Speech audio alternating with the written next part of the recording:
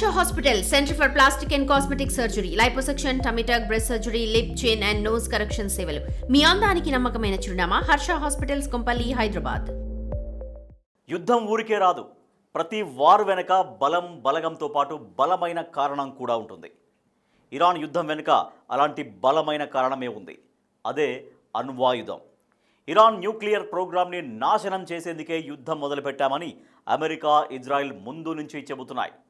Iran war మరోసారి అణ్వాయుధ పోటీని ప్రేరేపించింది.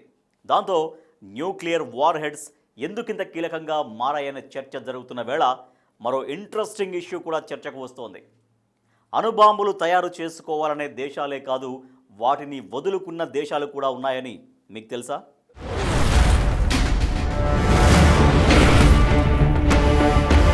యుద్ధాలకు దారితీస్తున్న న్యూక్లియర్ రేస్.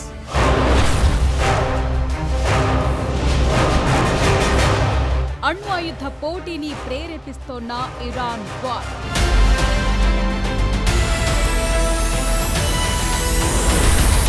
ఇరాన్తో యుద్ధం, గల్ఫ్ మిత్ర దేశాలకు రక్షణ కల్పించడంలో అమెరికా వైఫల్యం, చైనా, రష్యా తమ అణ్వాయుధాలను బలోపేతం చేసుకోవటం లాంటి పరిణామాలన్నీ అణ్వాయుధాల కోసం కొత్త పోటీని ప్రేరేపించాయి. ఆసియా, ఐరోపాలోని కనీసం 6 దేశాలు ఇప్పుడు అణ్వాయుధాలను సమకూర్చుకోవటాన్ని పరిశీలిస్తున్నాయి. అయితే చరిత్రలో కొన్ని దేశాలు తమ అణ్వాయుధాలను వదులుకున్న ఘటనలు ఉన్నాయి. ఇప్పుడు ఇరాన్ యుద్ధంతో అణుభూతం సీసాలో నుంచి బయటపడింది. అణ్వాయుధాల కోసం ఉన్మాదపు తొక్కిసలాట మొదలైంది. చాలా దేశాలు న్యూక్లియర్ పవర్ దేశాలుగా మారేందుకు ప్రయత్నిస్తున్నాయి. ఎందుకంటే యుద్ధం అంటే ఆయుధాల ప్రదర్శన మాత్రమే కాదు, ఉనికి కోసం చేసే పోరాటం. ఇప్పుడు ప్రపంచాన్ని వణికిస్తోన్న ఇరాన్ ఉద్రిక్తతల వెనుక అణుబాంబే కేంద్ర బిందువుగా ఉంది. అణ్వాయుధం ఒక దేశానికి రక్షణ కవచంలా కనిపిస్తే పొరుగు దేశాలకు మృత్యుపాశంలా అనిపిస్తుంది. ప్రపంచ వ్యాప్తంగా అణుబాంబుల కోసం దేశాలు పాకులాడుతున్న ఈ కాలంలో తమ దగ్గరున్న అణ్వాయుధాలను స్వచ్ఛందంగా వదులుకున్న దేశాలు కూడా ఉన్నాయి.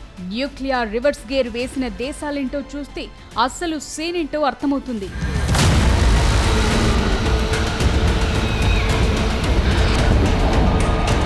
అణ్వాయుధాలను వదులుకున్న దేశాల జాబితాలో ఉక్రెయిన్ పేరు లిస్టులో ఫస్ట్ ఉంటుంది. 1991లో సోవియట్ యూనియన్ విడిపోయినప్పుడు ఉక్రెయిన్ భూభాగంలో వేల సంఖ్యలో అణుబాంబులు మిగిలిపోయాయి. ఆ సమయంలో రష్యా, అమెరికా తరువాత ప్రపంచంలోనే 3వ అతిపెద్ద అణుశక్తి ఉక్రెయిన్. 1994లో జరిగిన బుడాపెస్ట్ మెమోరాండం ఒప్పందం ప్రకారం తమ భద్రతకు హామీ ఇస్తే అణ్వాయుధాలను వదులుకుంటామని ఉక్రెయిన్ ఒప్పుకుంది. అలా ప్రపంచంలోనే 3వ అతిపెద్ద అణ్వాయుధాల నిల్వలను 179 ఇంటర్ కాంటినెంటల్ బాలిస్టిక్ మిసైళ్లను కూడా వదులుకుంది.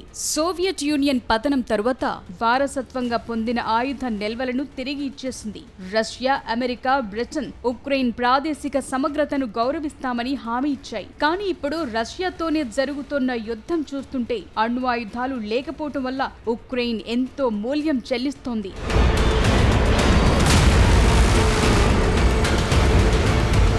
సొంత టెక్నాలజీతో న్యూక్లియర్ వార్ హెడ్స్ ని తయారు చేసి వాటిని పూర్తిగా ధ్వంసం చేసిన ఏకైక దేశం దక్షిణాఫ్రికా. ఇజ్రాయెల్ కు అణ్వాయుధాలు సమకూర్చడంలో సహాయపడిన సౌత్ ఆఫ్రికా 6 అణుబాంబులను వదులుకొని తన న్యూక్లియర్ ప్రోగ్రామ్ ని రద్దు చేసుకుంది. వర్ణ వివక్ష పాలన సాగుతోన్న సమయంలో అంతర్జాతీయంగా ఒంటరైపోతామనే భయంతో 6 అణుబాంబులను సిద్ధం చేసుకున్నారు. 1989లో FWD క్లార్క్ అధ్యక్షుడయ్యాక ప్రజాస్వామ్యం వచ్చే ముందు ప్రమాదకర ఆయుధాలు ఉండకూడదని నిర్ణయించారు. 1991 నాటికి 6 బాంబులను తుక్కు కింద మార్చి అణ్వస్త్ర రహిత దేశంగా ప్రకటించుకున్నారు. ఉక్రెయిన్ లాగే బెలారస్, కజకిస్తాన్ కూడా సోవియట్ యూనియన్ పతనం తరువాత భారీ అణు సంపదను వారసత్వంగా పొందాయి. కజకిస్తాన్ దగ్గర అప్పట్లో 1400 అణ్వాయుధాలుండేవి. అయితే ప్రపంచ వ్యాప్తంగా గుర్తింపు, ఆర్థిక మద్దతు, అభివృద్ధి, అంతర్జాతీయ పెట్టుబడుల కోసం వారు శాంతి మార్గాన్ని ఎంచుకున్నారు. రష్యా సహాయంతో ఆ ఆయుధాలన్నింటినీ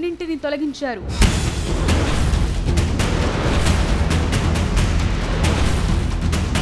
న్యూక్లియర్ బాంబులను ఓ ఆస్తిగా, బీమా పాలసీగా చూస్తున్న మరో 6 దేశాల కథలు, అణ్వాయుధాలను వదులుకున్న మరో 6 కథలకు పూర్తి విరుద్ధంగా ఉన్నాయి. ఇరాన్ యుద్ధం, ఉక్రెయిన్లో రష్యా యుద్ధం, మధ్యప్రాచ్యంలో అమెరికా భద్రత బలహీనపడటం కారణంగా Saudi Arabia, Turkey, south Korea, Japan, Germany, Poland దేశాలు అణ్వాయుధాల రక్షణను పొందాలని చూస్తున్నాయనే చర్చ జోరుగా జరుగుతోంది.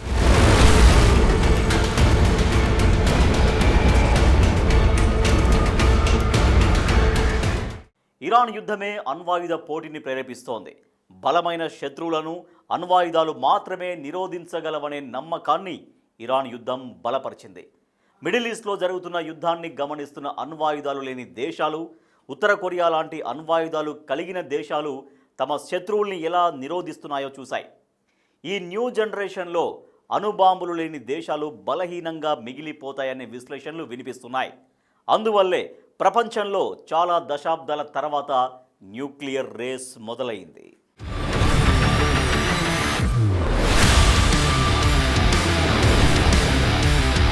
ఇరాన్తో యుద్ధానికి దిగిన అమెరికా, ఇజ్రాయెల్ దగ్గర ఇప్పటికే అణ్వాయుధాలున్నాయి. 2 అణ్వాయుధ దేశాలు కలిసి ఇరాన్ని న్యూక్లియర్ వెపన్స్ తయారు చేయొద్దని దాడులు చేస్తున్నాయి. అయితే భవిష్యత్ మనుగడ కోసం ఇరాన్ తన అణ్వాయుధ ఆశయాలను వదులుకోకపోవచ్చని ఆందోళన కూడా ఉంది. ఇరాన్ స్వయంగా తమకు అణుబాంబు కావాలని గాని, తమ దగ్గర బాంబుందని గాని ప్రకటించలేదు. కానీ ఇరాన్ మొదలుపెట్టిన nuclear programme, missile capacity, Israel, America నుంచి పదే వస్తున్న బెదిరింపులతో న్యూక్లియర్ క్వశ్చన్ మళ్లీ రైజ్ అయింది. ఒకవేళ ఇరాన్ గనుక సొంతంగా అణుబాంబును తయారు చేసుకోగలిగితే సౌదీ అరేబియా, టర్కీ, ఈజిప్ట్ లాంటి మిడిల్ ఈస్ట్ లోని దాని ప్రత్యర్థులు మరోసారి ఆలోచనలో పడతారనే ప్రశ్న తలెత్తింది.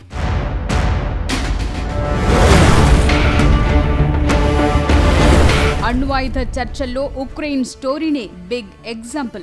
రష్యాతో ఏళ్ల తరబడి యుద్ధం సాగుతోంది. దాంతో సోవియట్ కాలం నాటి ఆయుధాగారాన్ని వదులుకోవటం తాము చేసిన చారిత్రక తప్పిదమని చాలా మంది ఉక్రెయిన్ ప్రజలు భావిస్తున్నారు. అయినప్పటికీ 2014లో రష్యా క్రిమియా స్వాధీనం, 2022లో తమ దేశంపై దాడిని ఉక్రెయిన్ ఆపలేకపోయింది. చాలా మంది ఇప్పుడు 1994 బుడాపెస్ట్ ఒప్పందాన్ని పెద్ద పొరపాటుగా చూస్తున్నారు. ఇప్పుడున్న పరిస్థితుల్లో ఉక్రెయిన్ దగ్గర అణ్వాయుధాలుండటం కానీ, నేటో లాంటి బలమైన కూటముల్లో భాగంగా ఉండాలని ఆ దేశ అధ్యక్షుడు జెలెన్స్కీ పదే వాదిస్తున్నారు. Ukraine, South Africa, Belarus, Kazakhstan కథలు చూస్తే అణుబాంబుల కంటే ఒప్పందాలు, దౌత్యం, హామీల ద్వారానే భద్రత లభిస్తుందని ఆ దేశాలు బలంగా నమ్మినట్లు అర్థమవుతోంది. కానీ ఇరాన్ యుద్ధం, ఉక్రెయిన్ పై రష్యా దాడి, అమెరికా కమిట్మెంట్లు బలహీనపడతాయనే భయాలు మొదలయ్యాయి. కేవలం న్యూక్లియర్ వెపన్స్ తమ దగ్గరుంటేనే సురక్షితంగా ఉంటామా అని అనేక దేశాల్లో ప్రశ్నలు మొదలయ్యాయి. ప్రతి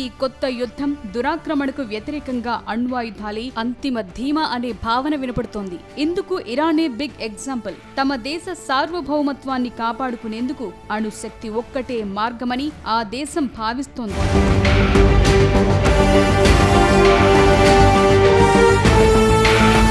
శత్రువు దాడి చేయకుండా భయపెట్టడానికి న్యూక్లియర్ బాంబు కావాలనే ధోరణిలో ఆలోచిస్తున్నాయి కొన్ని దేశాలు. మన దగ్గర బాంబుంటే అవతలివాడు యుద్ధానికి రావాలంటే 1000 సార్లు ఆలోచిస్తాడనే విశ్లేషణలు వినిపిస్తున్నాయి. పైగా ఐక్యరాజ్య సమితి భద్రతా మండలిలో శాశ్వత సభ్యత్వమున్న 5 దేశాలు అణ్వాయుధాలు కలిగినవే. అంటే అణుబాంబుంటేనే ప్రపంచ వేదికపై గౌరవం ఉంటుందనే భావన కూడా పెరిగింది. లిబియా తన న్యూక్లియర్ ప్రోగ్రామ్ ని వదులుకున్నాక గడాఫీ అధికారం కోల్పోయి చనిపోయారు. ఇరాక్ దగ్గర అణ్వాయుధాలు లేవు కాబట్టే అమెరికా సులభంగా దాడి చేసిందని ఇరాన్ లాంటి దేశాలు నమ్ముతున్నాయి. అయితే అణ్వాయుధం అనేది 2 అంచుల కత్తి. అది చేతిలో ఉంటే రక్షణ ఉంటుందనేది ఎంత వాస్తవమో, దాన్ని ప్రయోగిస్తే సర్వనాశనం తప్పదనేది అంతే నిజం. ఏదేమైనా ఇప్పుడు నడుస్తోన్న ఇరాన్ యుద్ధం అనేక దేశాలను అణ్వాయుధాల వైపు ప్రేరేపిస్తోందనేది మాత్రం నిజం. ఇరాన్ విషయంలో ఇజ్రాయెల్, అమెరికా చేస్తోంది కేవలం యుద్ధం కాదు, భవిష్యత్తులో అణ్వాయుధాల వ్యాప్తిని అడ్డుకునేందుకు చేస్తోన్న